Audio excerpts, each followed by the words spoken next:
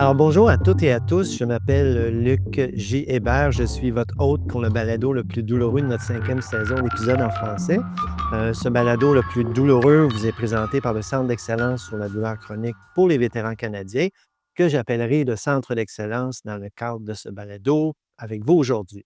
Alors aujourd'hui, on va parler d'un sujet qui est la première étape, en fait, que tout clinicien ou intervenant en santé devrait connaître avant d'intervenir auprès des populations vétéranes, avant même de penser à leur prodiguer des soins, c'est établir un lien de confiance avec ce citoyen qui est vraiment méconnu.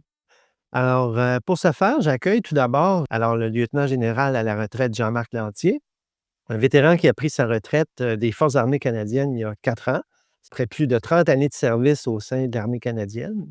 Jean-Marc qui collabore déjà avec nous au Centre d'excellence. Alors bonjour Jean-Marc, c'est vraiment un plaisir de te retrouver et de t'accueillir aujourd'hui.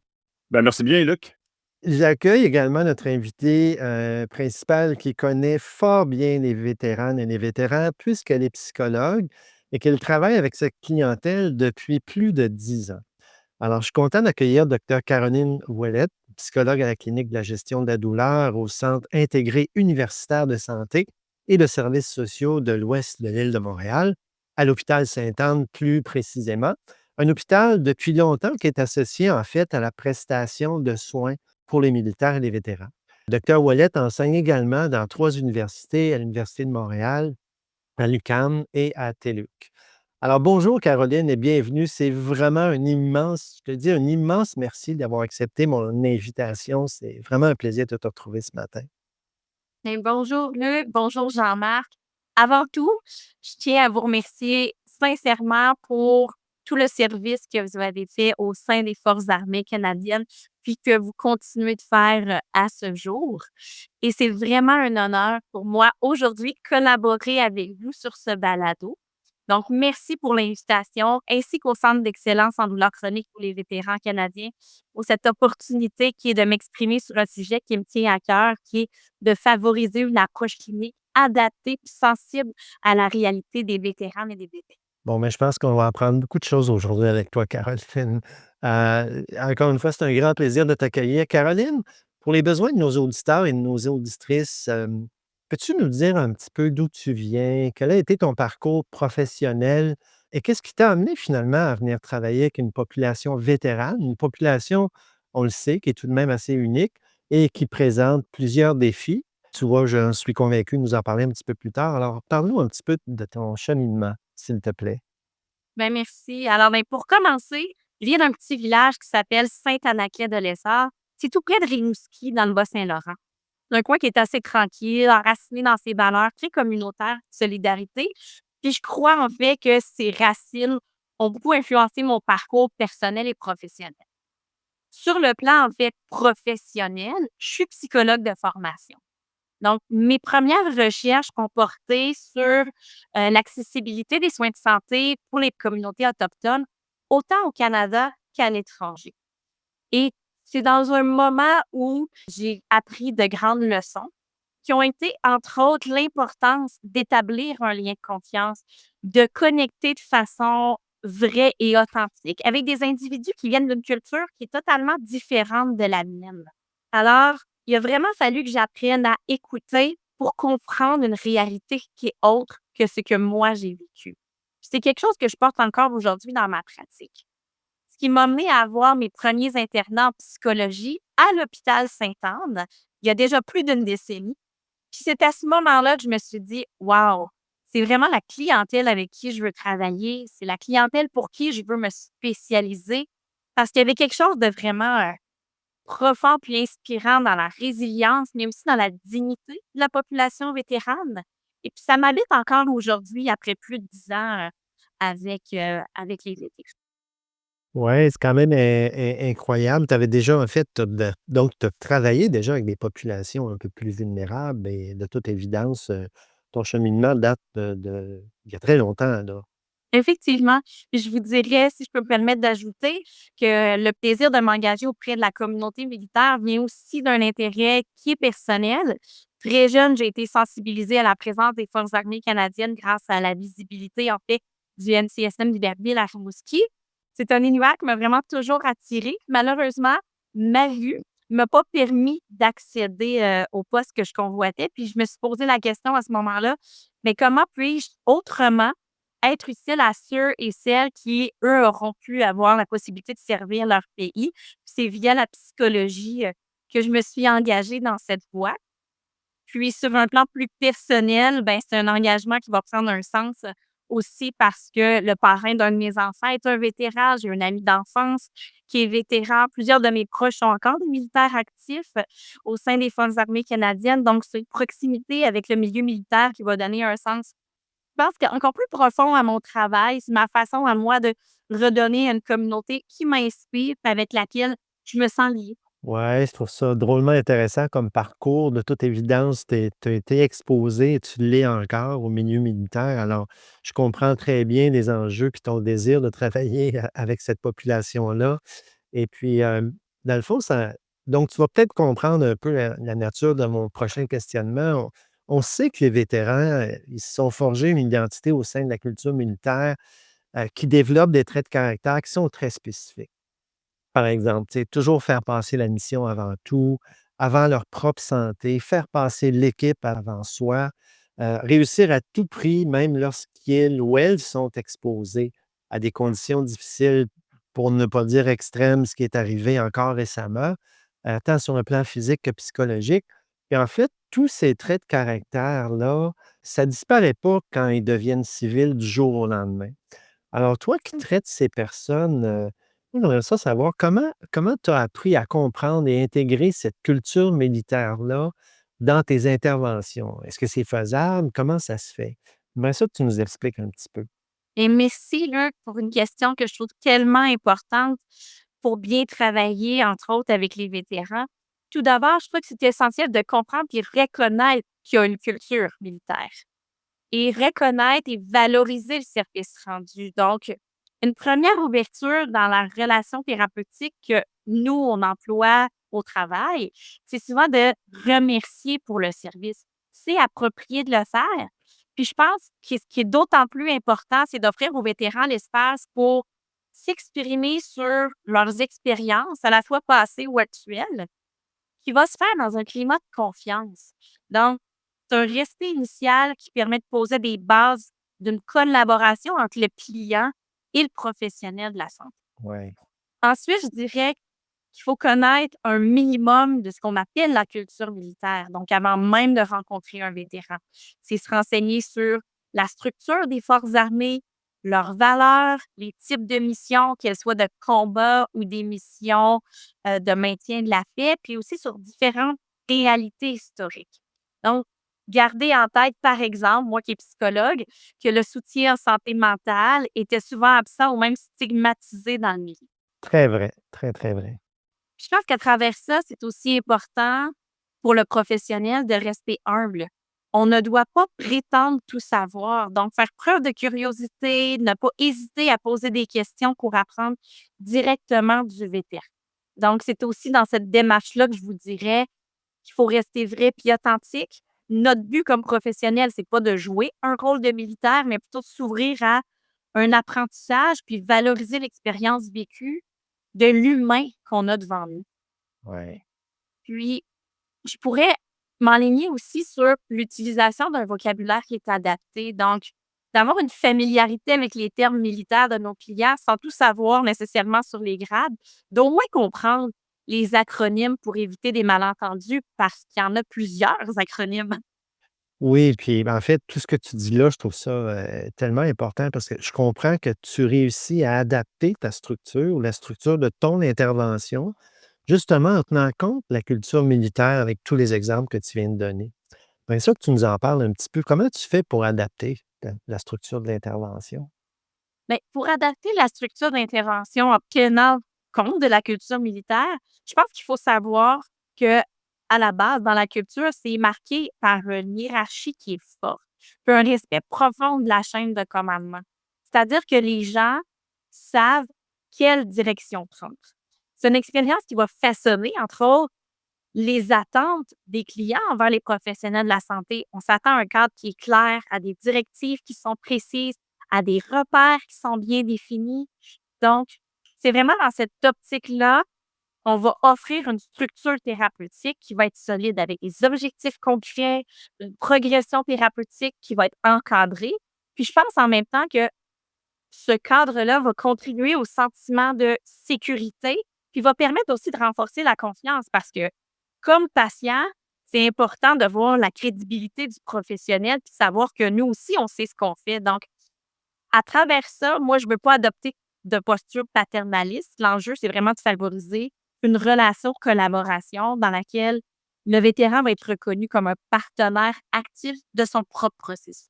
Ouais, c'est vraiment une relation d'égal à égal, Oui, dans laquelle, tu assumes que tu as des choses à apprendre aussi pour, assurer une intervention adaptée. exact. Donc, je pense que c'est la rencontre aussi entre 2 humains.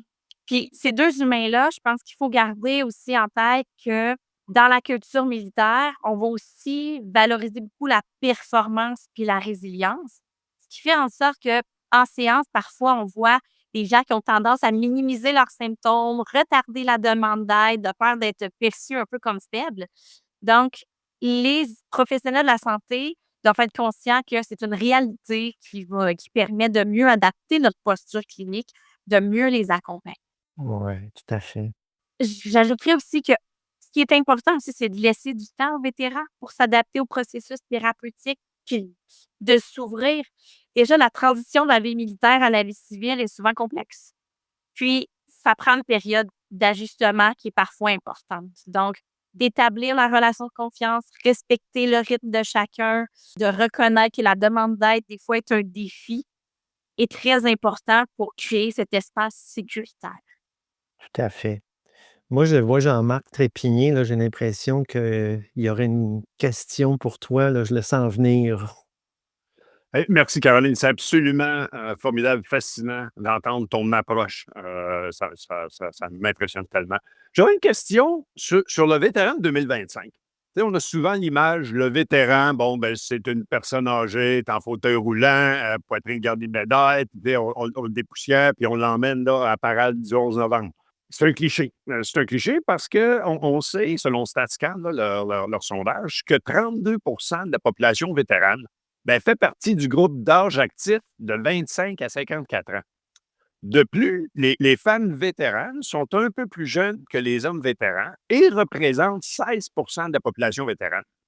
Donc, deux volets. Est-ce que ces statistiques-là te surprennent? Est-ce que ça correspond à ce que tu vois dans ta pratique? Et surtout, plus important, est-ce qu'il y a une approche que tu utilises qui est différente, qui est genrée envers les vétérans en comparaison avec les vétérans? OK. Mais c'est tellement d'actualité, je trouve, comme question. Donc, pour la première partie, non. Les statistiques, moi, me surprennent pas. En clinique, on constate très bien la population vétérane est plus diversifiée qu'on peut l'imaginer, tant au niveau de l'âge que du genre ou même, je pourrais dire, des expériences vécues. Alors, effectivement, l'image un peu stéréotypée du vétéran âgé à la retraite, reflète pas nécessairement la réactivité actuelle que nous, on a, en clinique. Puis, il y a aussi beaucoup de vétérans et vétéranes qui sont encore actifs professionnellement ou en transition. Puis, je vous dirais que leur vécu, souvent récent va influencer, entre autres, leur rapport à la santé, à la douleur, puis aux diverses thérapies qui leur sont offertes. Si maintenant je saute dans la deuxième partie de la question, en lien avec les approches, il y a différence d'approche entre les hommes et les femmes. Effectivement, le genre peut influencer mon approche clinique envers les femmes vétéranes parce que les trajectoires des femmes vétéranes sont marquées par des expériences parfois de marginalisation ou de traumatisme en contexte militaire qui m'invitent à être attentive à la reconnaissance d'un vécu qui est différent, un besoin d'autonomie ou des fois une co-construction même dans l'intervention. Donc, si je peux me permettre, plus précisément, la réalité des femmes, vétéranes, il faut tout d'abord aussi comprendre l'histoire unique des femmes au sein des Forces armées canadiennes. Entre autres parce que beaucoup ont senti une double oppression à un moment ou l'autre de leur carrière. Donc, d'une part, elles sentaient qu'elles devaient faire plus que leurs collègues masculins pour être perçus comme crédibles, tout en affrontant des fois des discriminations ou du harcèlement. Donc, ça a mené dans certains cas à le risque de demander de l'aide. Donc, demander de l'aide était perçu comme un risque, le risque d'être moins capable, moins forte. Puis dans certains cas, j'ai entendu des gens qui avaient peur de demander de l'aide afin de ne pas perdre leur emploi aussi. Donc, à travers les années, il y a eu beaucoup de refoulement émotionnel et ça peut avoir des répercussions physiques, notamment dans la manière dont la douleur chronique va manifester. Je pourrais aussi ajouter que plusieurs aussi peuvent avoir connu le combat, mais il y a aussi d'autres traumatismes qui peuvent être reliés à des violences qu'on va appeler interpersonnelles, donc l'abus, harcèlement, isolement. Alors, c'est une des choses qu'on va voir dans notre clientèle. Puis, je dois aussi noter un autre point qui est important, puis malheureusement bien documenté, c'est la prévalence des agressions sexuelles au sein des Forces armées canadiennes, en particularité chez 3 populations qui sont les jeunes femmes, les personnes, autochtones et puis, les personnes ayant une orientation sexuelle autre qu'hétérosexuelle. Donc, les études démontrent que ces groupes sont plus à risque de subir des agressions, qu'une majorité de ces agressions qui ont jamais été rapportées. Alors, je dirais, qu'est-ce que le professionnel doit savoir dans des cas comme ça?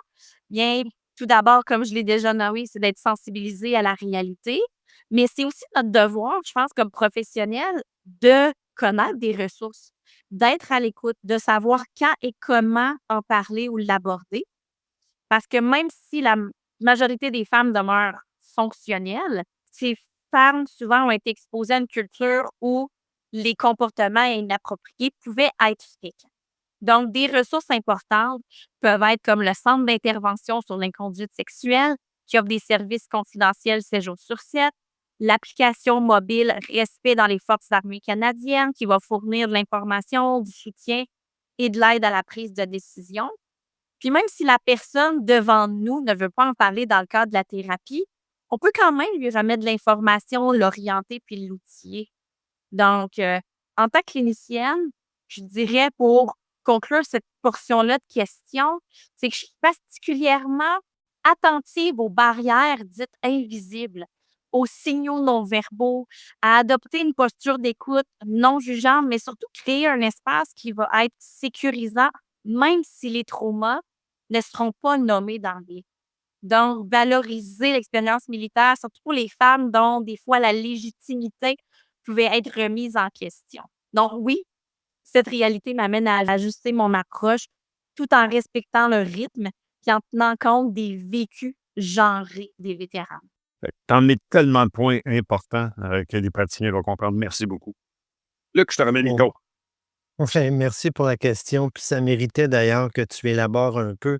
Puis tu as tellement raison de parler des femmes vétéranes parce qu'on sait qu'il y a eu un rapport qui est sorti en juin 2024 sur le fait qu'on ne voulait plus que les femmes vétéranes soient invisibles.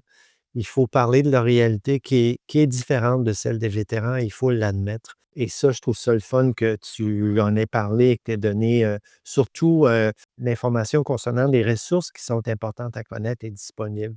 J'aimerais qu'on revienne, moi, Caroline, au caractère spécial des militaires qui sont devenus vétérans. Comme on le disait, ces personnes-là ont souvent fait le sacrifice de leur santé, de leur famille, de leurs proches pour remplir leurs obligations de militaires en service actif. En fait, moi, je dis souvent qu'ils ont signé un contrat qui semblait implicite avec la société, mais qui ne l'est pas, en fait, vraiment, parce que ces gens-là avaient des besoins de soins en service actif. Et en devenant vétérans, malgré les blessures et tous les traumatismes qu'ils ont subis en raison de leur service actif, ben, on leur retire pratiquement ces soins-là parce qu'ils deviennent sous l'égide de la province pour recevoir des soins. As-tu l'impression que c'est effectivement le cas et que, ben, en fait, c'est le cas, mais as-tu l'impression que cette situation-là affecte la perception que nos vétérans et nos vétéranes ont quand vient le temps de faire confiance à un ou une intervenante en santé? Mais effectivement, il y a une certaine hésitation à faire confiance aux intervenants de santé, surtout quand on est vétéran puis vétérane. Je pense que je les comprends aussi. Nous, les cliniciens, pour la majorité, sommes des civils. On n'a pas vécu dans la même culture, les mêmes réalités, le même univers militaire. Donc, naturellement, je pense que ça crée une distance de départ, une barrière qu'il faut prendre le temps, en fait, de franchir. Tout à fait. Puis aussi la transition vers la vie civile, notamment vers le système de santé civile, c'est un défi important. Les vétéranes et les vétérans doivent, entre autres, apprendre à naviguer dans un système qui est souvent perçu comme complexe, où les professionnels aussi ne sont pas toujours familiers à la culture et à ses spécificités. Puis, souvent, ce qu'on entend, c'est que la méconnaissance peut engendrer un manque de compréhension ou un sentiment que les besoins spécifiques sont pas toujours saisis ou compris, en fait. Oui. Puis pour faciliter la confiance, un des atouts majeurs, c'est d'inclure des proches ou des pairs aidants, des vétérans dans le processus thérapeutique. Ces pairs qui sont souvent civils vont comprendre le système de santé, puis c'est en fait nos alliés, des alliés précieux dans l'offre de services parce qu'ils apportent un soutien qui est concret.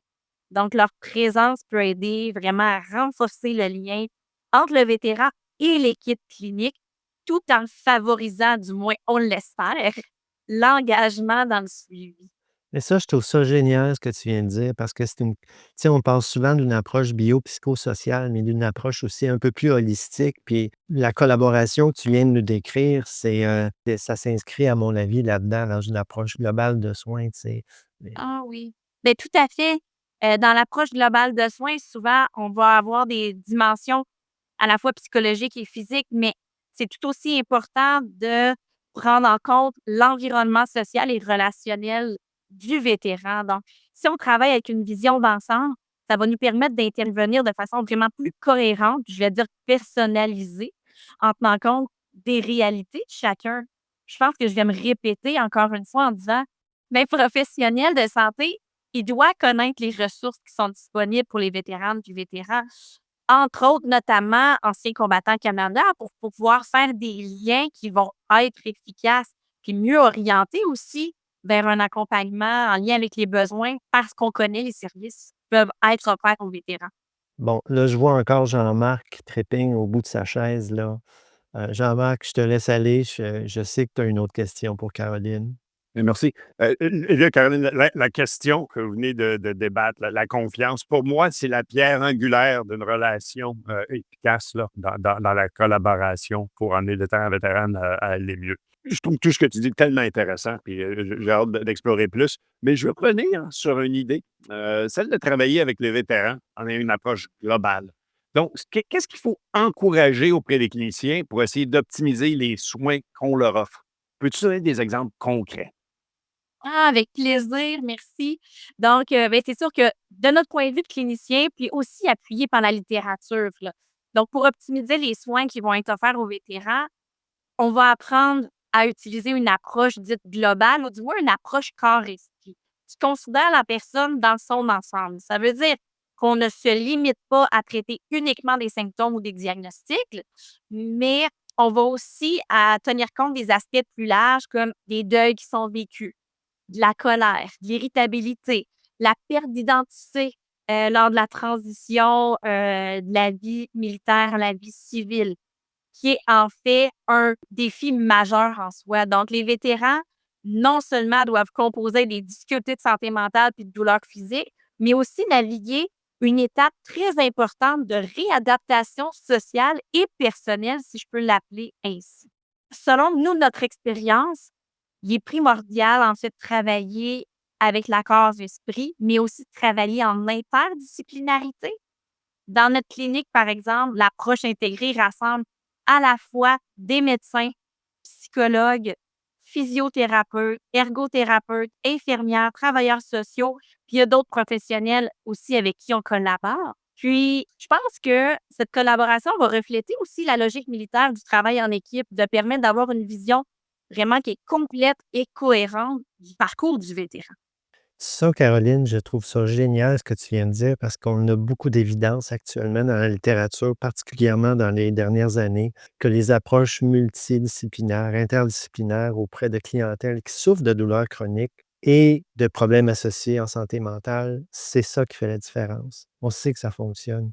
Et je trouve ça le fun que tu nous démontres, toi aussi, que tu as vécu ça et tu confirmes en fait ce qu'on a observé dans plusieurs études là, sur lesquels on se fonde maintenant pour offrir des soins. Effectivement, donc travailler ensemble, parler ensemble, puis Le retour que j'ai des vétérans avec qui on travaille, c'est qu'ils voient un positif.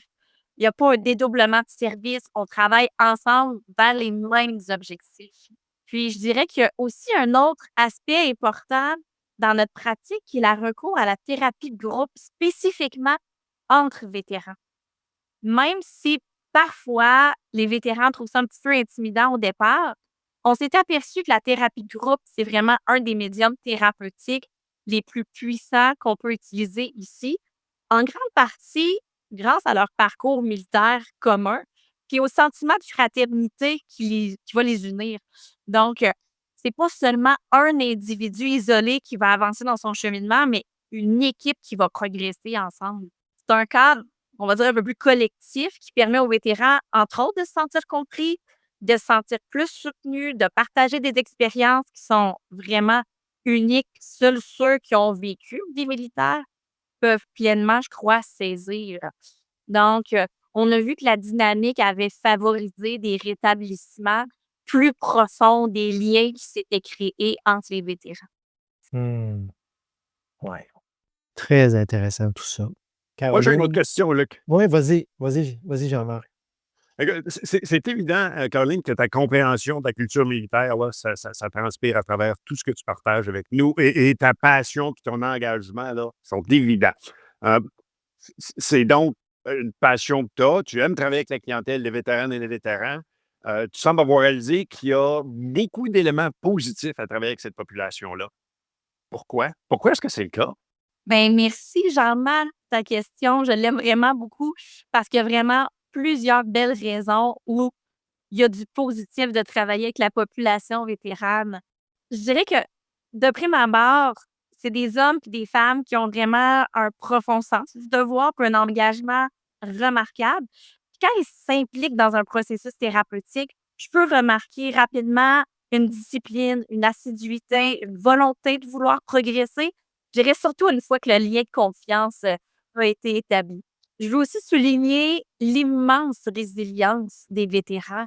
Donc, malgré des blessures, qu'elles soient visibles ou invisibles, ces blessures-là, la majorité ont traversé des environnements qui sont exigeants, parfois extrêmes, puis souvent aussi des situations de crise. Je crois que cette capacité d'adaptation devient réellement une force sur laquelle on peut s'appuyer en intervention ou en thérapie. Un autre aspect très touchant, c'est vraiment le sens de l'humour, souvent teinté d'autodérision. On voit un humour qui est franc, parfois noir, mais toujours humain. Ça aide à créer en fait une complicité dans la relation thérapeutique, puis d'alléger certains moments plus difficiles que on travaille lorsqu'on est en thérapie. Je pourrais ajouter aussi que les vétérans sont authentiques puis vrais dans leurs échanges. Donc, c'est du droit au but. On apprécie la communication qui est claire, qui est honnête, qui est sans détour. Donc, encore une fois que la relation thérapeutique est établie, on peut atteindre des niveaux de profondeur puis une confiance réelle. Ce qui m'amène aussi à dire que la relation entre les pairs est incroyable. Tu sais, là, je parlais beaucoup de entre le thérapeute et puis le client, mais quand on les voit entre pairs, quand on les met en groupe, qu'ils sont réunis ensemble, et donc une entraide qui est spontanée, une solidarité qui est encore présente chez le vétéran. Et puis, le soutien mutuel va souvent dépasser ce que le professionnel seul peut offrir. Donc, dans nos limites même de nos professions. Je pense que ça vient du fait surtout qu'ils peuvent se comprendre sans avoir besoin de tout expliquer. Donc, c'est une dynamique qui est quand même assez puissante que nous, on n'a pas nécessairement en tant que civil. Des observations tellement vraies. Je trouve ça tellement intéressant ce que tu nous racontes parce que c'est du vécu. Oui. Puis ce qui est beau aussi, c'est leur gratitude. Donc, de la part des vétérans, quand ils sentent qu'on les accueille avec respect, qu'on fait un effort pour comprendre leur réalité, qu'on les aide à naviguer à travers les différents systèmes, il y a une reconnaissance qui est vraiment profonde, même si elle n'est pas toujours exprimée verbalement. Donc, je dirais que l'alliance thérapeutique, une fois qu'elle est bien établie, mais chez la clientèle vétérane, on a une bonne adhésion au traitement. Ils viennent à leur rendez-vous, ils s'investissent dans le processus, ce qui est un atout majeur dans les rétablissements. Ouais, écoute, Caroline, on pourrait parler, toi, moi puis Jean-Marc, pour le restant de l'avant-midi parce que c'est tellement intéressant. Mais écoute, en terminant, moi, j'aurais une question qui est la suivante. Est-ce que tu aurais des conseils à donner aux cliniciennes puis aux cliniciens, aux auditeurs, aux auditrices vétéranes qui nous écoutent, qui pourraient peut-être déjà faire une différence dans la mise en place de ce qu'on a appelé depuis le début un lien de confiance entre un patient vétéran, une patiente vétérane, puis un intervenant? Tout ça, dans le fond, pour optimiser les soins chez cette population-là vulnérable, qui souffre de douleurs chroniques. Qu'est-ce que tu nous dirais, en conclusion? Mais en terminant, en fait, j'encourage tellement tous les cliniciens et les cliniciennes, peu importe leur profession, là, d'aller s'informer, de se former continuellement sur les réalités des populations vétéranes. Il y a une multitude de ressources précieuses et disponibles, comme le Centre d'excellence en douleurs chroniques pour les vétérans canadiens, l'Institut Atlas en santé mentale ou encore Anciens combattants Canada, qui offrent tous des outils, des informations, des formations pour que nous, comme cliniciens, on puisse offrir un soutien qui est beaucoup plus adapté. J'amènerais aussi de se tenir informé, c'est aussi de mieux comprendre les enjeux uniques que rencontre chacun de nos vétérans, notamment en lien avec la douleur chronique, la santé mentale, aussi les deuils et la transition vers la vie civile. Je pense qu'au-delà des ressources que je viens de vous nommer, c'est important aussi de connaître des réseaux de soutien par et pour les vétérans qui vont être des alliés, en fait, dans le parcours de plusieurs d'entre eux. Je crois vraiment que si on investit dans cette démarche-là de formation, puis en se cultivant, en gardant une posture d'écoute qui est respectueuse, aussi d'humilité et d'ouverture, on va pouvoir, comme intervenant, établir un lien de réelle confiance avec nos clients, qui est essentiel, en fait, pour optimiser les soins, les accompagner de manière, je dirais, humaine, véritablement humaine à ceux qui ont servi leur pays. Donc, à vous tous et toutes qui sont à l'écoute présentement, à mes hôtes avec qui je partage un très beau moment ce matin, merci pour votre service, les sacrifices que vous avez faits. C'est vraiment un honneur d'avoir votre confiance puis de vous accompagner au quotidien. Mmh. Ouais, c'est un beau témoignage. Merci énormément. Jean-Marc, je te laisse un petit mot avant de conclure. Ben, Caroline, merci tellement pour tout ce que tu as partagé avec nous aujourd'hui. Merci pour tout ce que tu fais pour nos vétérans et nos vétéranes. Merci aussi de la part de tous les auditeurs et auditrices là, qui, je suis certain, auront appris énormément ce matin de ce balado. Donc, ça a été un immense plaisir d'être avec toi et avec Luc ce matin. Merci. Merci. Écoute, moi, j'aurais le goût d'utiliser un mot pour, résumer ce qu'on s'est dit ce matin et ça vient de toi ça, Caroline, c'est authenticité. Il y a beaucoup d'authenticité dans ce que tu nous as dit, dans ce que tu nous as partagé. De toute évidence, ça vient d'un vécu et ça fait une énorme différence. Alors, un immense merci à toi encore une fois. Je vous rappelle, chers auditeurs, auditrices, que pour nous donner votre avis sur l'émission ou avoir plus d'informations sur la douleur chronique, vous pouvez consulter notre site internet à vétéran avec un S, vétérandouleur-chronique.ca ou suivez-nous sur Facebook ainsi que sur Twitter au pseudo @chronicpainCOI et Instagram au pseudo @chronicpain _COE. Alors, le podcast le plus douloureux est produit par le Centre d'excellence sur la douleur chronique pour les vétérans canadiens, par Story Studio Network et Eye Contact Productions. Et chers éditeurs et chères auditrices, merci de nous avoir écoutés et prenez bien soin de vous.